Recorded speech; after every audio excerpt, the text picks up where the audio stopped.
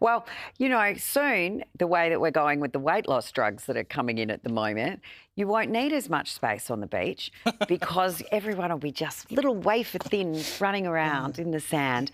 But the Golden Globes were held last night and they were being referred to as the Ozempic Awards because of the new Hollywood skinny that I'm not quite sure ever left but is now back in fashion. And there were some uber thin women in. I notice it's not the men, it's always the women that we look at these things in the frocks. I don't know if we've got some vision of some of the different actresses who were there, but all looking very, very thin. Here we are on the red carpet. This is where I prove to everyone that I've lost all touch with complete modern day pop culture because I have no idea who anybody is anymore, but all looking very, very svelte on that red carpet. But here in Australia, we have just put Wegovy, the first weight loss drug accessible on the PBS. Ozempic is on the PBS, but that's for diabetes. But now Wegovy has gone for those who have a BMI over 35 or have a pre-existing heart condition. I just got a feeling this might be a little bit like the NDIS, that everyone goes and get a diagnosis, that everyone who wants one of these weight loss drugs, that all of a sudden they'll be getting it via the PBS rather than the very expensive price that they are at the moment if you buy them from the chemist not on the PBS. So taxpayer dollars may be funding a lot of people being given these prescriptions for Wegovy. Doctor, give me the news. I've got a bad case of loving food. Put the fork down. What's going on here? I can see that argument, but at the same time, I think obesity costs us more as a society. I think, and if legitimately, they have to police it or regulate it properly. But people who have had heart attacks or strokes or chronic diabetes because of weight issues and can't afford these drugs, but these drugs are life transformative. People I know who've been on them, it's really transformed their health, their weight, their body image, their mental health, things like that. So I do think there is an argument for actually putting them on the PBS, but as you say, with NDIS, how will it be regulated? Because eventually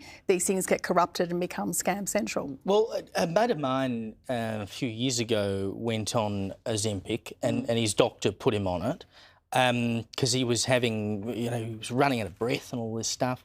And he was worried he had a heart problem. And the doctor said, mate, you're just a bit fat. You're just overweight. You need to lose some weight. And his doctor said to him, you don't have shares in any gyms, do you?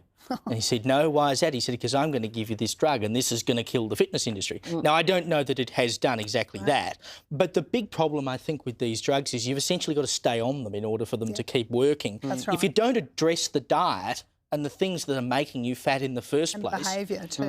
You're basically signing up... Solve that. You're signing up to a lifetime of having to use these weight loss drugs in order to keep the weight off. Is that really sustainable? Well, I think what'll be interesting to see that, so they've put Wegovy on the PBS, but there's obviously a number of other weight loss drugs out there. So I think it'll be interesting to see how many people start using Wegovy rather than whether it's Ozempic or Mounjaro, whatever some of the other weight loss drugs are being used. But look, I don't know whether it's killed the fitness industry, but did you see the article in the paper over the weekend? It's killing the big breakfast. So cafes actually bringing out much smaller sort of breakfast because of everyone is on the jab.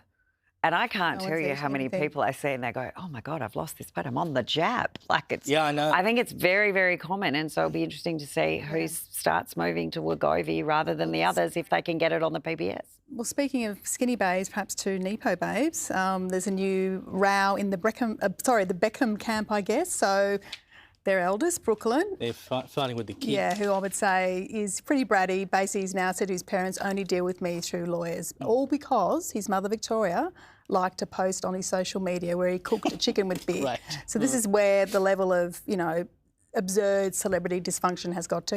And I really feel for Victoria and Dave in this situation because their son needs to pull his head in and reconcile with his family. Well, do you remember what he was named after? Yeah. Where he was conceived. Where he was conceived. So if you don't grow up having a bit of a weird issue when your parents go and announce, we named you after where we had a shag, speaking about shag, shoot and marry, and conceived a child, so therefore we're going to call you that. I mean, what would he have copped at school? And, and seriously. good evening to all the people called Holden Commodore watching the program's night, or Sandman back at the panel. Or Toyota. You're very unlucky.